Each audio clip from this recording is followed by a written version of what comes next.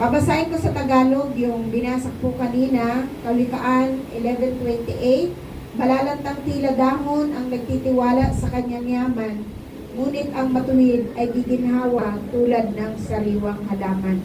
Palain ng Panginoon ang kanyang buhay at dala ng salita. Bago po kayo maupo, kamayan niyo po ang inyong katabi at mag-release po tayo ng mga biyaya, masaganang pagpapala sa buhay ng bawat isa.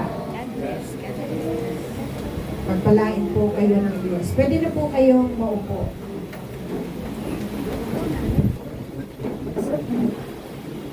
So kung titingnan po natin ang layo na ng nalakbay nating lahat. So kahit noon pa, sa bawat mga chapter na nagpapalit-palit ng pastor ay sinasamahan ko po yan at inihatid. At lubos ako nagpapasalamat dahil yung inyong pastor po ngayon, siya po ay aking kaibigan. Tagal ko nang itinuring na kapatid sa aking puso, kadaupang palad. Naiingahan minsan ng mga suliranin. Kasi minsan mahirap kapag pastor ka, minsan na-underestimate, mag-share ng problema sa mga kapatiran, nagiging bulong-bulungan niya, ganun pala. Kasi minsan, ang pagkakakilala natin sa pastor, of course, meron tayong high regard.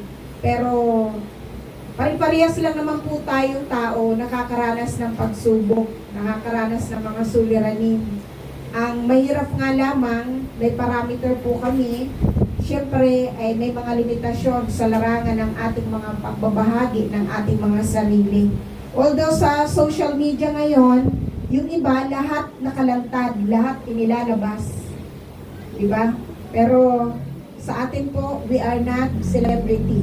Kaya tirahan natin yung ating mga sarili na mga bagay na kung saan may mga bagay ka sa buhay mo na hindi lahat ilalantad sa social media. Sana nagkakaintindihan po tayo.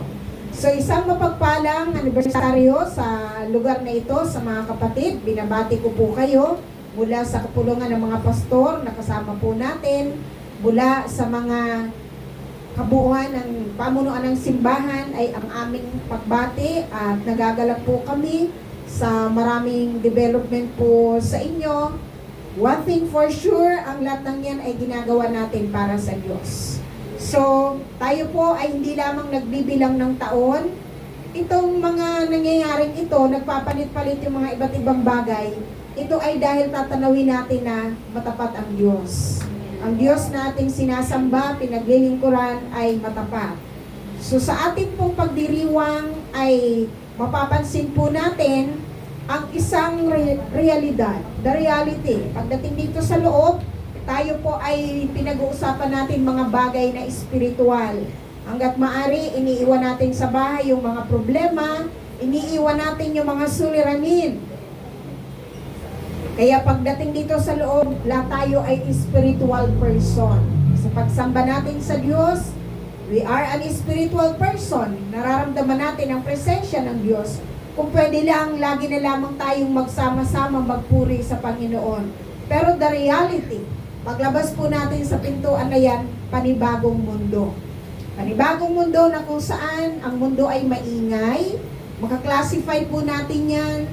Yung paghahanap doon sa pagtutuos ng mga tao, calculation, makikita natin na maingay, walang katiyakan, puno ng problema, maraming pangamba, at makikita po natin, katulad ng ating talata, nakakalanta, nakakadrive, nakakatuyot ang mga sitwasyon at problema sa palibot po natin, sa labas ng mundo, sa labas ng simbahan.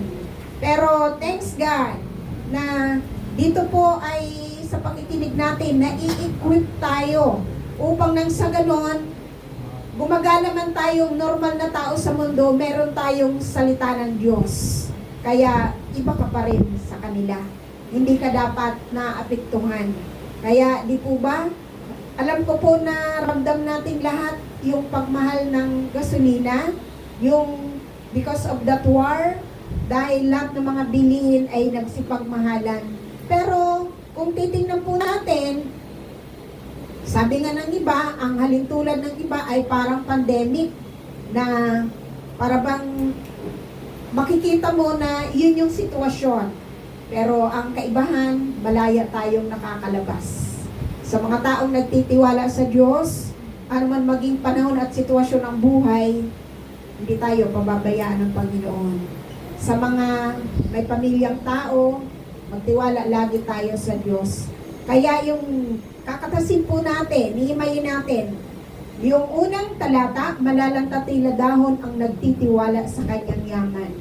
Nais ko po munang ilahad sa inyo ang pangunawa ng tao tungkol sa yaman. Yung pamantayan ng tao tungkol sa yaman, ayan yun, medyo nilagay ko dyan, buti pa lang. Kasi in-estimate ko lang po yan. Kasi kapag naggagawa ng PowerPoint doon po kasi, di po ba sa Las Piñas, malaki yung screen sa likod. Kaya that's why estimate ko po yung font. Pero very short lang. Kasi medyo may araw na medyo maraming abalang-abala po. Abalang-abala sa mundo. Abalang-abala sa simbahan. May seminar kami kahapon about love, marriage, and family. And after that, I was invited last month pa mag-celebrate ng 80th birthday. So, hindi ko pwedeng tanggihan. Pag-uwi, gabi na. At alam niyo po ba na ako po ay nag-enroll din, ay naka-enroll, nagmamasteral sa online Bible School.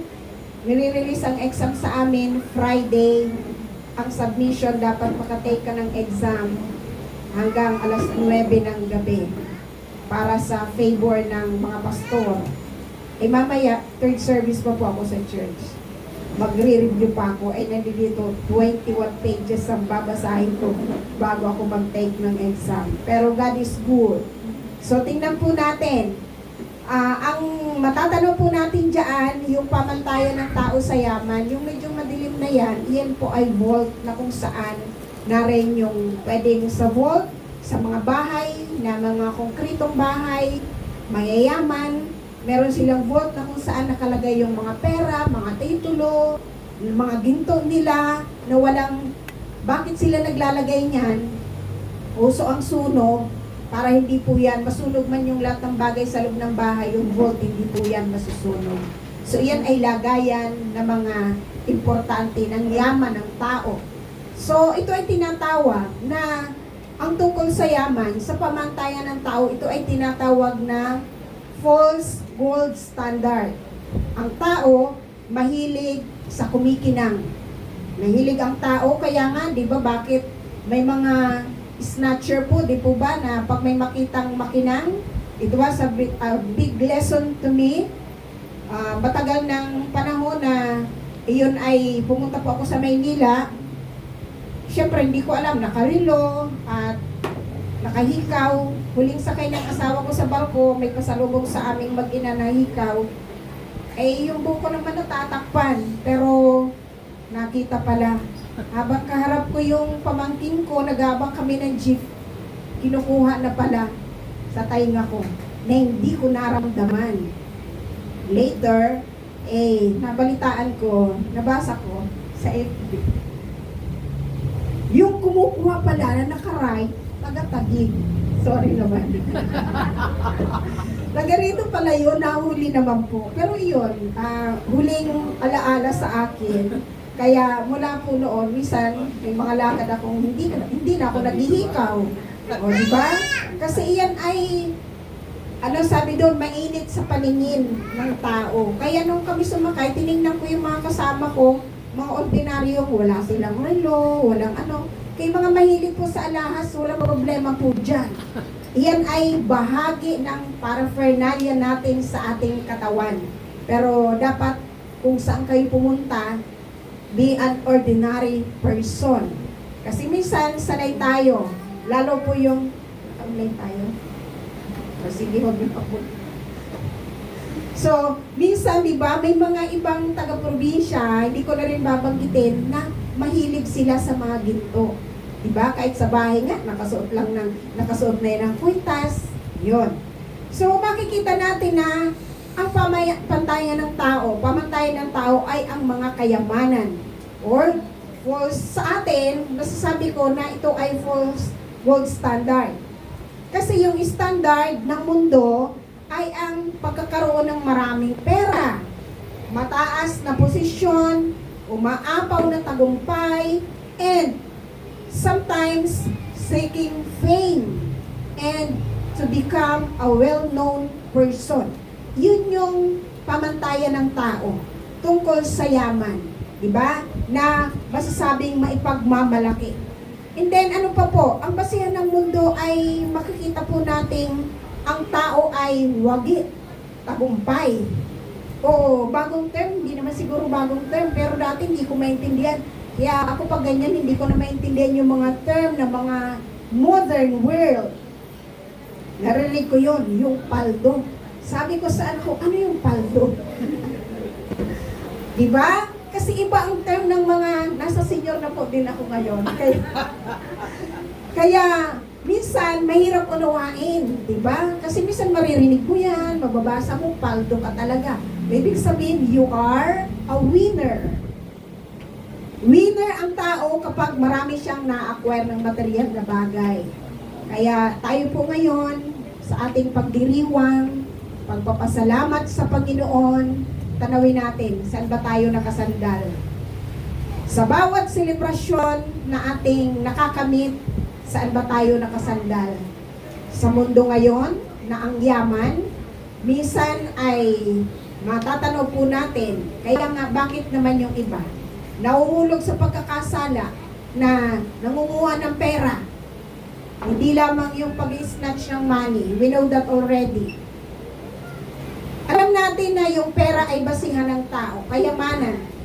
Ito ay mga bagay na itinayo ng tao na sa pakiramdam ay secure. Kaya nga, di ba, dati, nung hindi pa po pandemic, I remember during my early years ng being a parent, uso pa po noon yung aalokin ka ng educational plan. Kasi yun eh, security ang pinag-uusapan. Isa rin po ako sa kumuha nun. Educational plan sa panganay ko. Pero nung lumaon, hindi ko po nakuha yun. Hindi pa nagka-college, hindi ko na nakuha. Bakit? Nagsara na. Nagsara yung inaasahan mong sasandalan mo na you are secure. Ang tanging security na tayo ay tiyak na secured sa Panginoon. Kay Lord lang po. Kaya yung material na bagay, kaya dito sa unang talata, malalantang tila dahon ang nagtitiwala sa kanyang yaman. Pero kung mayaman po kayo, mayaman tayo sa material na bagay, glory to God for that. Ang tawag dyan ay mga bonuses ng Diyos sa inyo. Ang kahulugan naman, ayon sa kayamanan ng modernong panahon, yung iba nakaka-acquire ng mga gadget. May mga gadget na more than 100,000. Lalo may mga trabaho na ginagamit ang cellphone nila sa kanilang pag-games. One time, sabi nung kasama ko sa school, ipapa-repair ko, ang mahal ng repair, 10,000. Ha? Bakit naman? Nagtaka ako, 10,000. Bakit naman ano? Kasi ginagamit ko po yan sa games. Kasi ang halaga ng cellphone ko, kulang-kulang 100. Ganun ba? Yung pang-repair mo, yun lang yung halaga ng cellphone ko. Diba? Yan po kayamanan ng tao. Kaso nga, yan yung mga material na bagay na madaling mawala. Properties, achievement, or any title or rank in the government, yan ay modernong kayamanan sa ating panahon. Anumang itinatag ng tao ayon sa kanyang sariling lakas ay madaling gumuho sapagkat nagbabago ang ating kultura at ang ating ekonomiya. Ang kahulugan naman ayon sa kasaysayan, sa ibang lugar, sa ibang bansa, may mga bansa po na talagang ginto, talagang nabubuhay sila sa ginto. Ito po sa ibang bansa. Na kapag sila, may mga Pilipino naman, na kapag pumupunta doon, ay iyan po yan, yung lugar ng Middle East. Iyan po yan yung lugar na kung saan presyo sa kanila ang ginto. at talagang alam mong puro ang ginto sa kanila. Iyon ay mahalaga sa kanila.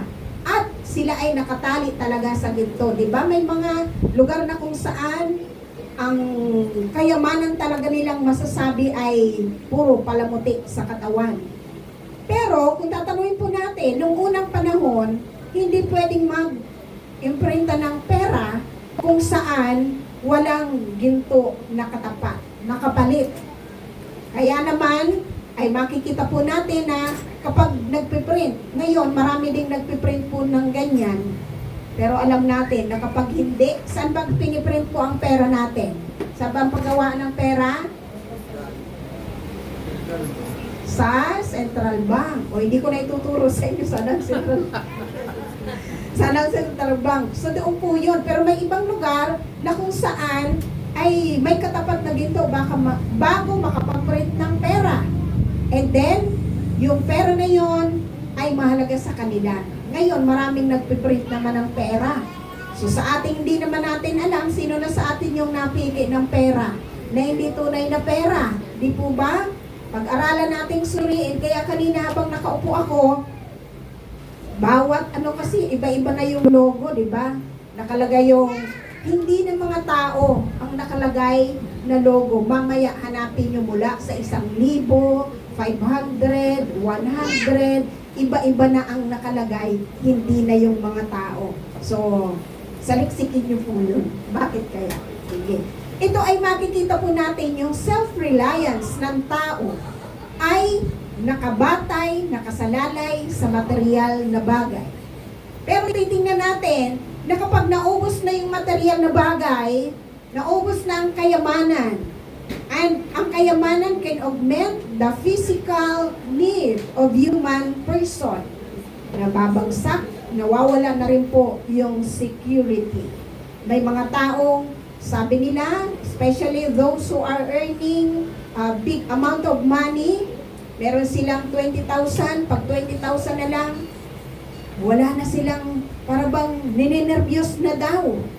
Pero yung sanay naman sa simpleng buhay, kahit magkano meron ka, dapat masaya tayo. Kasi hindi nakasalalay sa pera yung ating kagalakan at pag-asa. So ang pagsasalarawan ng buhay na masagana, ano ang sabi sa pangalawang yugto ng verse? Ngunit ang matuwid ay giginhawa tulad ng sariwang halaman. Ang sariwang halaman ay makikita po natin na nakakabit sa pinagkukunan ng buhay, sa puno. Kasi yun po yung ano natin, sa Tagalog, di po ba, ang kinumpara po dyan ay tila dahon na, malalantang tila dahon. Kaya inaral ko po ito for us to understand well. Unang-una, bakit sinabi yung sariwang halaman? Na ang sariwang halaman, para makita mo ang sariwang halaman, nakakabit siya sa puno. Ngayong tag-init, sino po dito sa inyo yung may mga halaman sa bahay, ugali na po natin na dinidiligan yung ating mga halaman. Di po ba? Ako sa umaga, may alaga akong orchid, sa umaga dinidiligan, sa hapon pag uwi ko, bago ako aakyat sa taas, didiligan ko pa rin yung orchids. May halaman ako na ang pangalan ay millionaires na kapag namulaklak, maraming bulaklak. So, dinidiligan ko po palagi yun kasi pag nagdahon yun, mamaya malalaglag yung mga dahon, lilitaw yung lahat ng bulaklak. So, dito po ay makikita natin na nadidiligan siya ng water.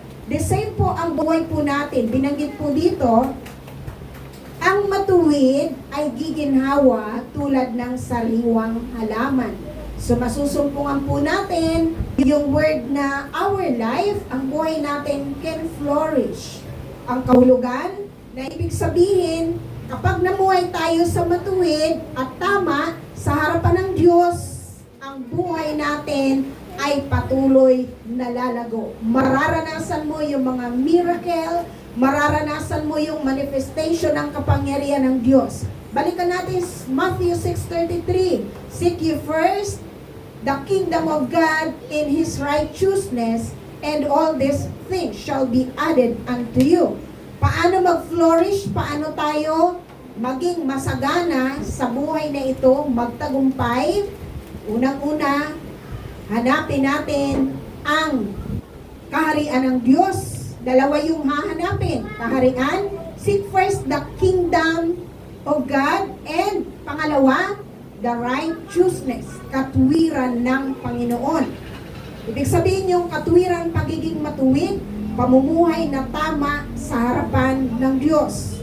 Kaya nga, ang paglipat ng ating tiwala mula ngayon, huwag mong hayaang nakadepende ka sa wallet mo.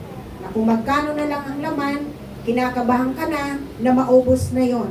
Bayaan nating magtiwala tayo sa magagawa ng Diyos sa buhay natin. Magtiwala tayo sa Panginoon, lumakad ng matuwid. Naniniwala ko kapag namumuhay ka sa tama at sa katwiran, hindi ka mangangamba kasi araw-araw kayang abutin ng Diyos yung ating pangangailangan.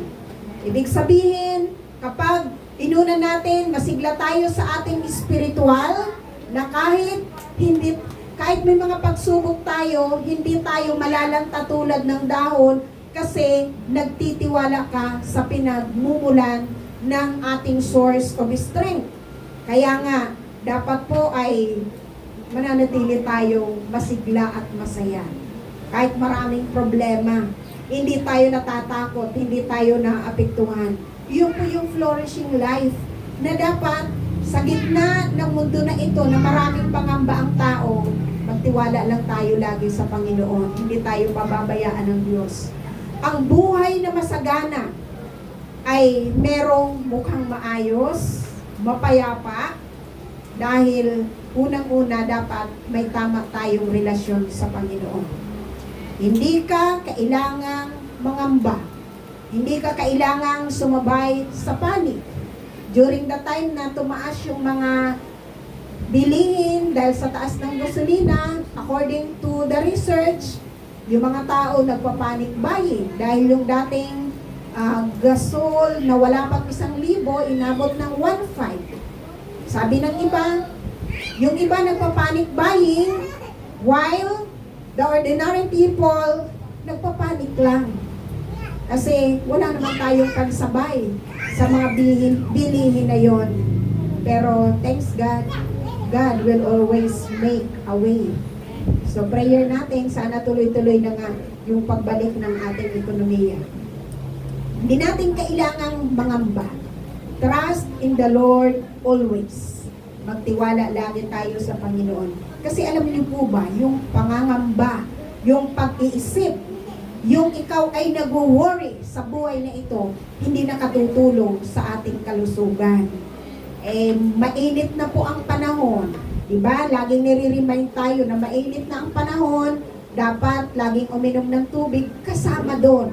Hindi lamang literal na tubig. Punuan natin ang ating mga sarili na mga espiritual na kaalaman para nang sa ganon, lumalim at tumibay ang pagtitiwala natin sa Diyos. Another one, be flexible or resilience. Hindi nagbabago or nagbabounce po. Hindi nagbabago tayo. Ang buhay na masagana ay merong resilience na hindi ka madaling mawasak ng problema. Ito yung naalala ko, the term na hindi ko yan makakalimutan during the time nang dumaan yung napakalakas na bagyo, during the time in Tacloban, lahat ng tao nag-worry. Pero ayon sa balita, na ang mga Pilipino ay resilient people. Na kahit anong pagsubok ang madaanan, anong hirap ng buhay ang maranasan, para ba daw na naalikabukang ka lang after na dumaan sa iyong mga alikabok, papagpagin mo at tuloy ang buhay. So ganon, yung taong nagtitiwala sa Panginoon. Hindi tayo nangangamba, hindi tayo natatakot, sapagkat marunong tayong mag-sway at sumunod sa kalooban ng Diyos. But instead, right now, asamin natin na through the power of the Holy Spirit, ay sangkapan tayo ng Diyos na ang banal na Espiritu na nasa ating mga puso ay punuan nawa po tayo nang sa ganon, manatili tayong masigla, manatili tayong matibay at matatag. Alam niyo po bang, mula nang tinanggap mo si Jesus, yung banal na Espiritu ay manahan sa puso mo. Kaya, kailangan po natin na maranasan that we are being controlled and empowered by the Holy Spirit. Kaya ito po ang kailangan natin lagi. Kailangan natin lagi araw-araw. Ako po tuwing tatayo na mga ngaral, I always acknowledge the Holy Spirit in my life. I always consider the Holy Spirit is my constant partner.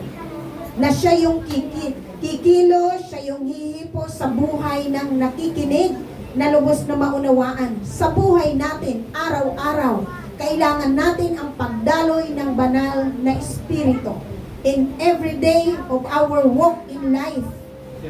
Mula umaga, kailangan natin ang banal na Espiritu para hindi ka nagagalit. Sa ating Christian living, kailangan natin ang pagdaloy ng banal na Espiritu. Kailangan natin siya kasi baka mamaya may kausap ka lang, uminit na yung ulo mo. Kung nagmamaniho ka, traffic, mainit ng ulo mo, panay na ang busina mo, nagkakaroon ng kaaway. Kailangan mo ang banal na Espiritu. Lahat tayo, kailangan natin ang banal na Espiritu sa ating mga sarili para maging resilient people tayo. Kailangan po natin yan. Sa mga nanay, araw-araw, kailangan mo ang banal na Espiritu para makayanan mo ang hamon ng pamilya, ang hamon ng hirap sa pamilya. You need the power of the Holy Spirit. Another one, dapat makita po natin na sa atin din, sa simbahan, dito natin makita yung flexibility.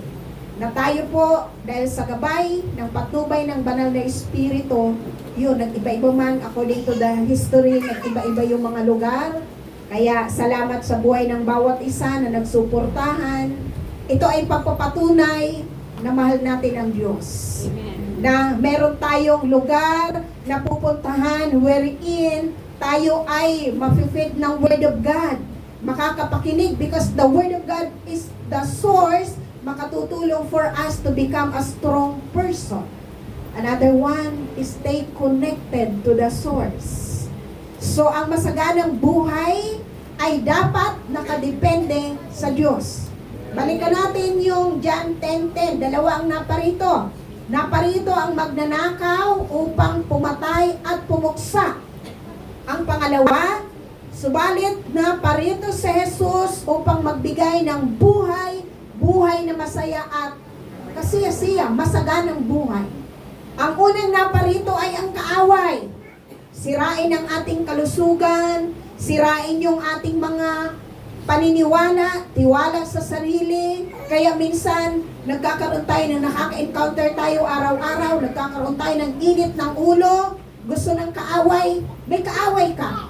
Masaya siya doon, pumapalakpak siya. Kapag may kaaway ka, umiinit ang ulo mo. Pero yung pangalawang naparito si Jesus para magbigay ng buhay na kasiyasiya at buhay na masagana. Kaya tingnan po natin, dapat nakakonect tayo doon sa source. Nakadepende tayo sa Panginoon.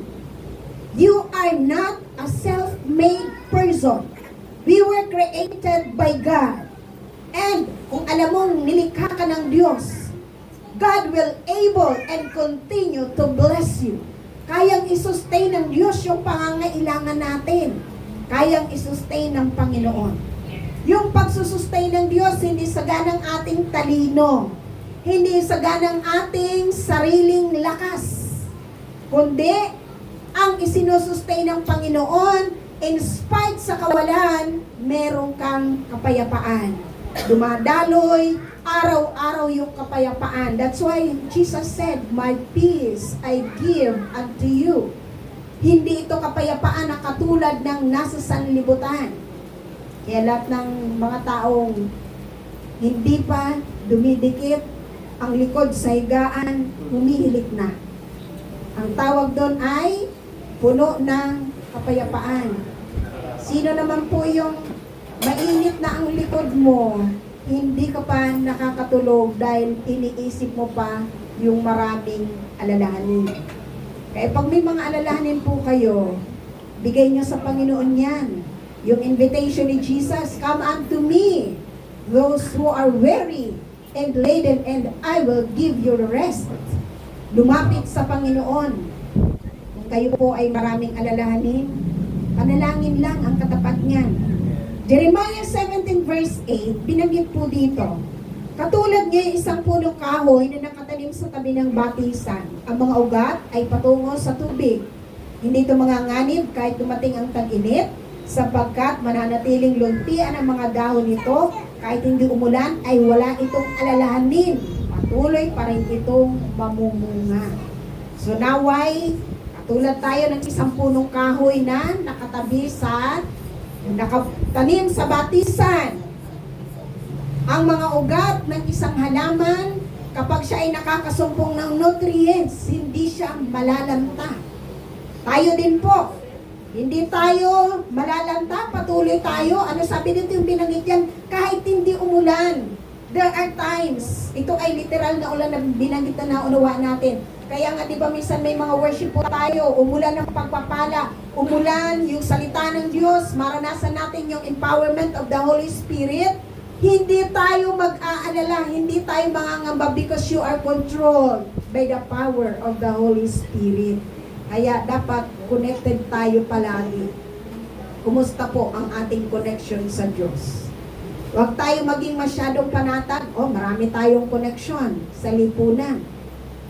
Marami tayong pwedeng lapitan. Hindi lang doon. Dapat higit sa lahat, meron tayong connection sa Diyos. Amen. Sapagkat si Lord ang masasandalan, maaasahan sa lahat ng oras. Psalms chapter 1 verse 3. Katulad niya ay punong kahoy sa tabi ng isang batisan, laging sariwa ang dahon at namumunga sa takdang panahon. Ano man ang kanyang gawin, siya'y magtatagumpay. Ang isang taong matuwid, laging magtatagumpay. Pag sinabing matuwid, wala tayong maililihim sa Panginoon. Ang buhay natin ay lantad sa Diyos. Pwedeng hindi makita ng kapwa mo, hindi makita ng kapamilya mo, ano man ang ginagawa mo, wala tayong malilihim sa Panginoon. We know that God is an all-knowing God. Our God is omnipresence God. Naroon siya sa lahat ng dako. Kaya nawa po ay para maranasan natin lagi ang magtagumpay. Lagi nating tiyakin that we are being connected sa ating Ama na nasa langit. Hindi ka madidrain, hindi ka matutuyot. Tagumpay sa gitna ng mga panganib ng panahon. Alam nating lahat, our time today, it's look like na nasa journey na po tayo ng end times. Basahin niyo po yan, Matthew 24, 1 Timothy chapter 3, na darating ang mga mapanganib na panahon, kaya hindi na po bago doon na magdarating ang araw, magkakaroon ng war, magkakaroon ng labanan, magkakaroon ng famine. Matagal na po yan. It was more than 2,000 years ago. Pero titingnan po natin, God will able to sustain us. Kaya huwag tayong magpatalo sa mga sitwasyon. So, paano tayo magtatagumpay sa gitna ng maraming panganib sa panahon na ito? Ang mundo natin, kasi nasa journey na po tayo, this is part of our theme, trust and thrive. Magtiwala lang kahit mahirap ang panahon. Hindi tayo magtitiwala sa pera. Magtitiwala tayo sa Diyos. Amen. Kaya ako po, sanay na po ako, pupunta sa school, pamasahe ko lang, pamasahe. That is 17 pesos, ngayon times 2 ang pamasahe sa loob ng village. At minsan, di ba, alam ko sa bawat village ay meron pong mga group chat, may mga tao namang reklamador sa mga nagtatricycle. Sabihin, dapat ang bayad ng 20 pesos. Singil kami ng 50. Ipopost na kaagad. Hindi tayo dapat, hindi lahat ng bagay ipopost natin. Kasi mula po pa ng 2016, pinairal na po yung Privacy Act. Hindi natin ipapahiya yung tao. Diba? So yung minsan yung iba ipopost pa yan, yung body number 946, sino ka man, o diba? Minsan, kapag tayo po ay Kristiyano, ay mas mabuting magbigay. Di po ba? Magbigay, magbayad ng sobra. Nung pa naman natin naririnig yan kay Pastor, pag ang binili mong gulay, magkano ng gulay ngayon? 25 pesos. Dati ako reklamador din, di ba, sa mga nanay? Nagbabudget tayo eh. Di ba?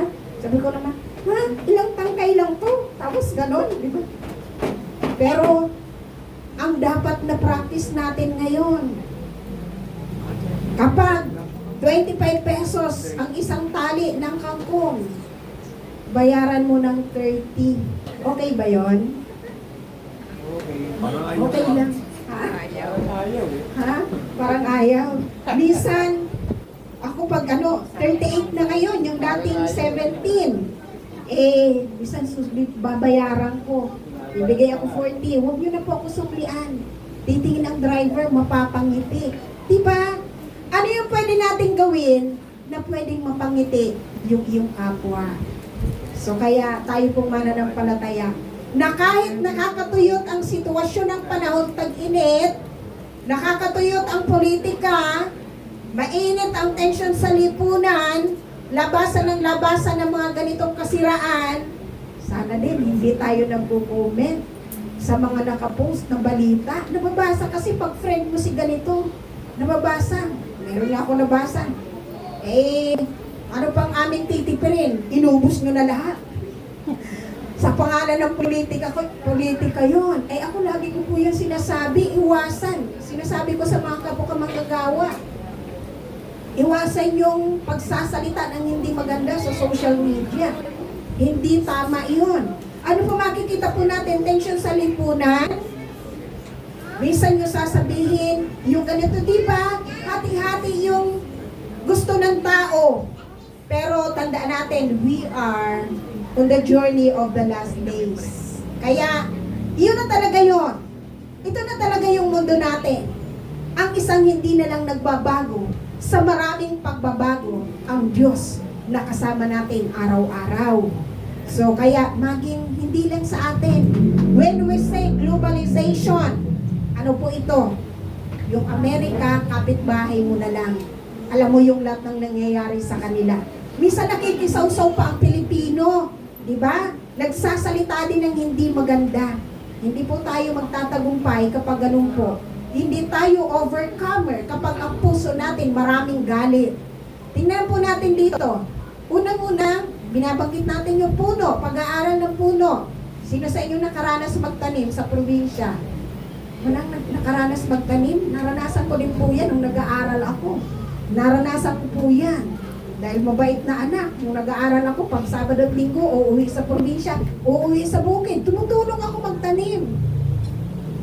Naranasan ko po yun. Mabait na anak. Masasabi ko, kasi among the 7 siblings, ako po yung dinapagalitan.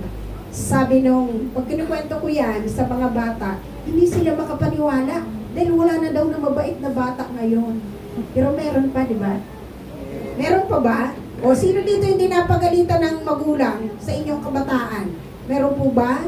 O, may mga ibang nakaranas, tinali sa loob ng sako. May mga nakaranas ng ganon, napaluhod sa asin. Pero ako hindi po, plinis ko yung magulang ko. Sinunod ko yung lahat nilang gusto. Tumutulong ako sa bukid. Okay lang yung kamay na hindi pang display na kamay. Ang mahalaga, ginagampanan mo yung responsibilidad. So, balik tayo dito. Kaya ako po natanong yon. Balik tayo kasi yung pagtatanim ay katulad po yan ng pagtatanim sa kalikasan. Para ang halaman ay manatiling maganda, ano ang kailangan niya sa palibot, kapwa halaman. Nagtutulungan sila para mabuhay. So, kailangan po natin unang-una yung pagtitiwala sa Diyos. Kailangan natin, nabanggit ko kanina, pagtitiwala sa salita ng Diyos. Pagtitiwala na kanino ka nakatanim.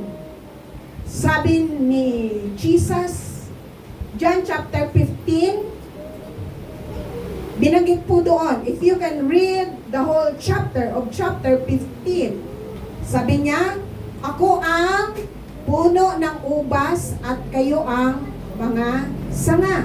So, ibig sabihin, ganon yung mga ilustrasyon, mga example para maunawaan ng tao.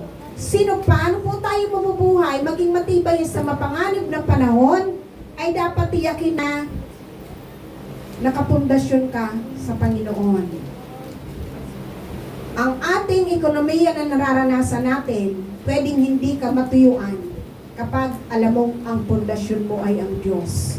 Kaya kang isustain ng Panginoon.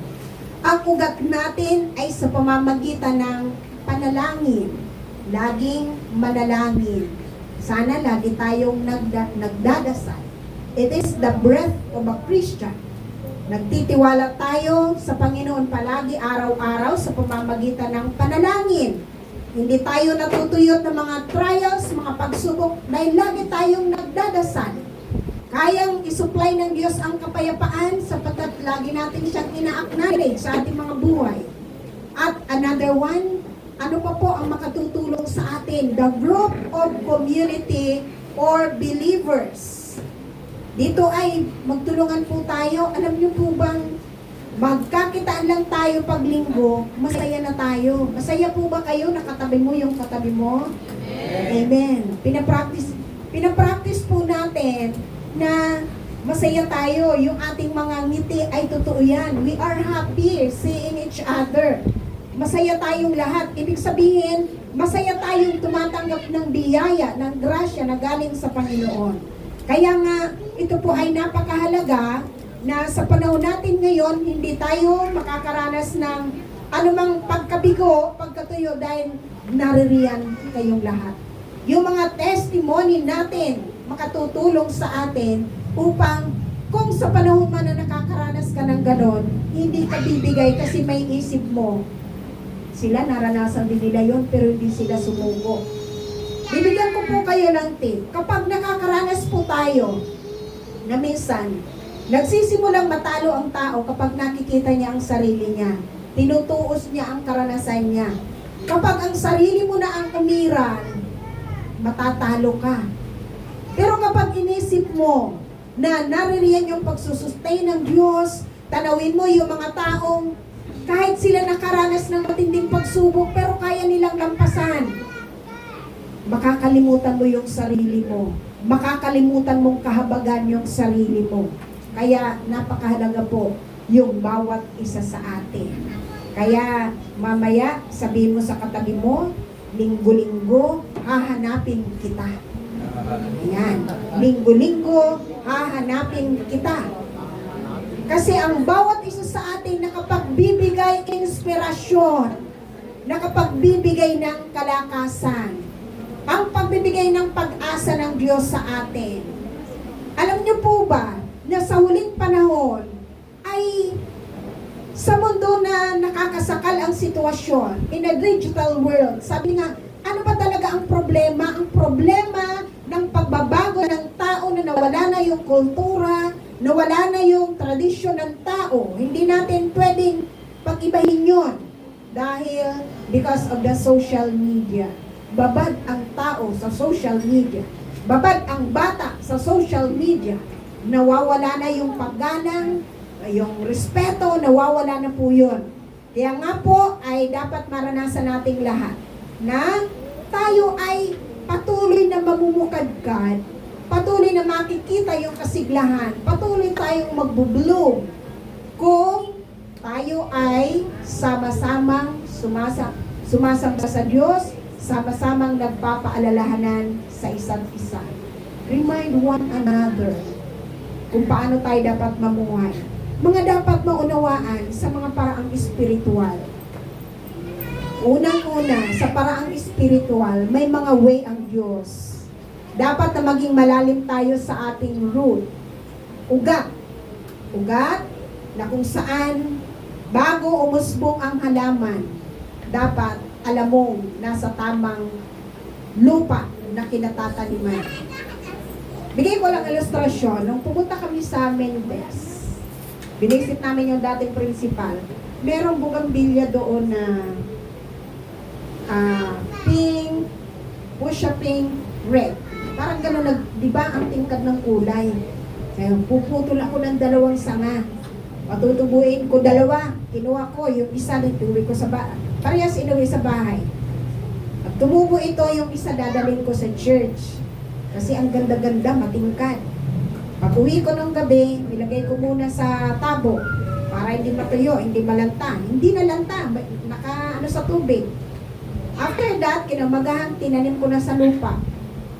Kaso hindi nag-uusbong ng bagong dahon. Marahil, alam ko yun, may mga paraan din, di ba? Tatanggalin mo yung pinakabalak para umugat. Natuyo yung kinuha kong bugambilya. Hindi siya nabuhay. Meaning to say, dapat po nating tingnan saan ba tayo dapat nakatanim. I tell you, mga kaibigan, while we are living in a digital time, maraming lumilitaw, maraming sumisibol, maraming iba't ibang tagapangaral na mapapakinggan po natin. Hanapin natin yung mapapakinggan wherein tayo po ay nakatitiyak na tama yung ating kinatataniman at tayo ay mag-uugat. Kaya, sa CGM, we are doing our best. Paano po tayo mag-guide? Paano tayo mabantayan? Kasi, minsan, hindi natin alam na hindi lahat ng napapakinggan mo, na nakikita mo, na nangangaral, ay tama sa likod nito. Kaya, mas mabuti po yun, may pamilya po tayo. May spiritual family po tayo, wherein meron tayong tagapangalagang pastol na kung saan ang matatanggap natin ay alam mong patuloy kang mag-uugat. Hindi matutuyo yung ating mga sanga at pagpapalalim sa pamamagitan ng ugat na ito. At ano sabi dyan? Patuloy na magiging luntian yung ating nature, yung ating pagkatao. Kaya, lagi mong tanawin na kung ang Diyos ay matapat, noong mga lumipas na panahon, out of 16 years, abutin man tayo ng 50 years, lagi nating masasabing mabuti ang Diyos. Isusustain tayo ng Panginoon. Kaya mga kaibigan, sa oras po na ito, let us renew our trust in the Lord. In my conclusion, nawa po ay magkaroon tayo ng personal and mind changes sa ating mga sarili.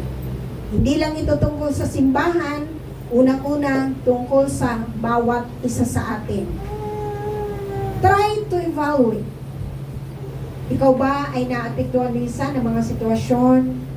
Naapektuhan ka ba ng mga sitwasyon sa pampamilyang isipin, pampamilyang concern? Naapektuhan ba tayo? Naapektuhan ba tayo yung ating strength dahil sa init ng panahon? For sure yun. Pero ito yung panahon. Renew your trust in the Lord. Kung dati nag-aalala ka, alam niyo ba yung pag-aalala, hindi makatutulong, sabi sa aklat ng Matthew, ang taong nag-aalala, mababawasan yung span of life. Kaya nga, mula ngayon, remind yourself, huwag ka nang mag-alala. Kung nag-aalala ka, ang sabi sa aklat ng Matthew, hindi ito makakadagdag ng kahit ilang minuto sa buhay mo. Gusto niyo po bang mabuhay ng matagal? Amen. Mula ngayon, ilagay mo sa sarili mo, mula ngayon, hindi ako mag-aalala. Ilalagay ko sa kamay ng Diyos ang aking mga alalahanin. Yun naman yung pangako ng Panginoon, di ba? Pag may alalahanin tayo. Kaya, nawa ngayon, piliin po natin mamuhay ng masaya, mamuhay ng mapayapa. Huwag mong tingnan ang mga sitwasyon pag uwi sa inyong tahanan. Huwag mong tingnan yon. Lagi kang tumingala sa langit, mayroong Diyos na mabuti. Kaya kung tayo po ay may mga alalahanin sa buhay, para magtagumpay tayo, minsan hindi mo nakikita na nagtatagumpay ka, minsan hindi mo nakikita na nagfo-flourish ka, hindi mo nakikita yung mga simpleng bagay. Tanawin mo, God is good all the time. Laging naririyan ang Diyos. Kaya mangako po tayo sa Panginoon sa oras na ito na hindi lamang isipin natin na ang simbahan na ito ay patuloy na uusbong, patuloy na uunlad, patuloy na magtatagumpay. Salamat sa Diyos dahil yung aking kapatid, kaibigan na pastor, hindi niya ako tinanggihan. Masaya ako noong mga panahon na yon. Nung tinanong ko, kumusta ka? Salamat sa Diyos, hindi niya ako tinanggihan. Nagpapasalamat ako sa Panginoon sa buhay ng mga kapatid na narito, na nagpapatuloy sa kabila ng maraming bagay. Thanks God for that. Thanks God for that. So nawa po ay ang simbahan na ito ay patuloy po tayong maging Green Leaf Church. Ang bawat isa sa inyo ay patuloy ding umunlad at maging matatag, humihinga, lumalago, at lagi tayong nakaturo doon sa ugat na pinagmulan. Sa ugat ni Jesse. Sino ba si Jesse? Siya yung ugat na pinagmulan ng lahi ni Jesus Christ. So dahil kay Jesus, kaya tayong lahat naririto. Dahil kay Jesus, patuloy tayong uunlad. Dahil kay Jesus, patuloy tayong lalago. Dahil kay Jesus, ang lahat ng mga transaksyon nyo sa labas, pagpapalain ng Panginoon. Amen. Kaya prepare ko po dyan yung Deuteronomy. We will have our declaration, a prayer of declaration. At itataas natin yung ating mga kamay. Tayo po tayo. Sabay-sabay po natin inideklara yan. Taas natin ang ating mga kamay. May the Lord bless our hands.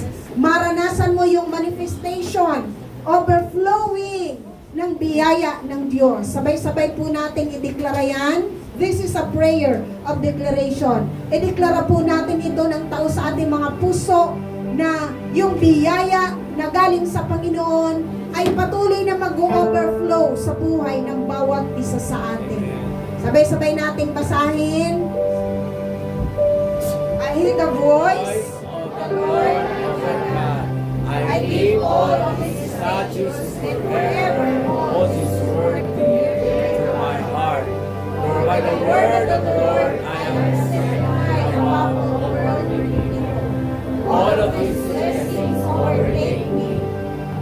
I am blessed with divine favor, good happiness, prosperity, and good things of every kind. In the city, and I am blessed given divine favor, God fortune, happiness, prosperity, and good things of every kind in the country.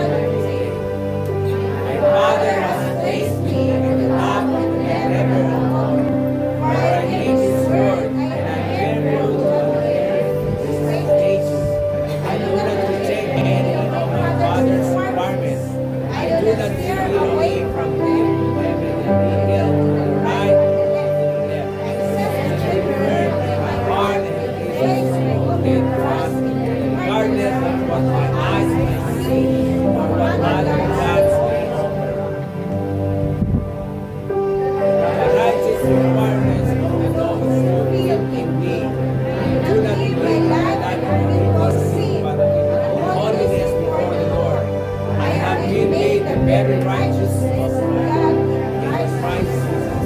I trust in firmly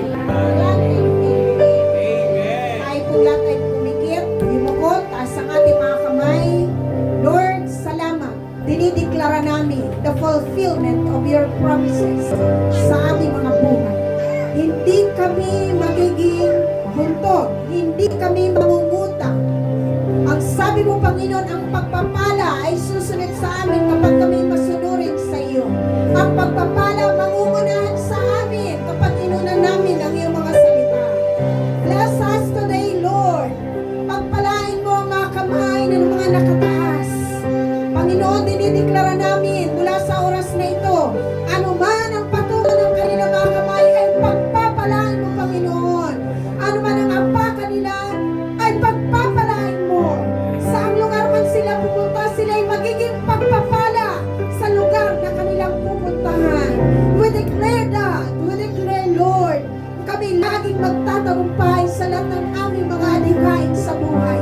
Kaya namin pagtagumpayan ang anumang kahirapan ng buhay. Kaya namin pagtagumpayan ang mga sakit at karamdaman, mga pagsubok sa palibot. In the name of Jesus. Salamat, Panginoong Diyos. Pagpalain mo ang bawat isa sa oras na ito. Inaangkin namin. Mula sa mga sandaling ito, patutunayan mo ang manifestation ng kapangyarihan mo sa amin that we can be a blessing sa mga taong may encounter namin, sa mga taong makakasalubong namin, magiging pagpapala kami sa kanilang mga buhay. Makikita sa amin ang presensya mo, Panginoon, sa mundo na punong-puno ng wickedness, sa mundo na punong-puno ng maraming siraan. They